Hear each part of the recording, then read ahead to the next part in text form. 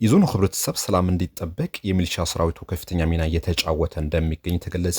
የዞኑ ህብረተሰብ ሰላም እንዲጠበቅ የሚሊሻ ሰራዊቱ ከፍተኛ ሚና እየተጫወተ እንደሚገኝና ተልእኮውን በብቃት መወጣት እንዲችል ስራዎች ተጠናክረው እንደሚቀጥሉም የምስራቅ ጉራጌ ዞን ሚሊሻ ጽህፈት ቤት አስታውቋል። በየጊዜው አስፈላጊ ስልጠና በመስጠት ብቃቱን በሚለካ ምዘና ሚሊሻውን እየተፈተሸ በላቀ ደረጃ ኃላፊነቱን መወጣት እንዲችል የማድረግ ስራ እንደሚሰራም ተጠቁሟል። ለሚሊሻ አባላት ለአልባሳትና ለልዩ ልዩ ተግባራት ከህዝቡ የሚሰበሰቡ ሀብቶች ህጋዊነትና የገዢ ስርዓቱ ደንብና መመሪያ ባከበረ መልኩ እንደሚፈጸም የማረጋገጥ ኃላፊነት መውሰድ እንደሚገባም ተገልጿል። የሚሊሻ ሰራዊት ለህዝቡ ሰላም ባለው አስተዋጽኦ ልክ ክብርና እውቅና ሊያገኝ እንደሚገባና የዘማች ቤተሰቦች የሚመጥን ድጋፍና ካሳ ማግኘት እንዳለባቸውም ተብራርቷል። በዞኑ ህገወጥ የንግድ እንቅስቃሴ፣ ህገወጥ የሰዎች ዝውውር ቁጥጥር፣ ህዝባዊና ሃይማኖታዊ ክብረ በዓላትና ሌሎች መንግስታዊ መድረኮች ላይ የሚሊሻ አባላት ሰላማዊና ደህንነቱ የጠበቀ ሁነቶች ሆነው እንዲጠናቀቁ በኃላፊነት መወጣት እንደተቻለም ተገልጿል። በመሰረተ ልማት አውታሮች ላይ የሚደርስ ስርቆትና አደጋ እንዲቀንስ በየቀበሌው ያሉ የሚሊሻ አባላት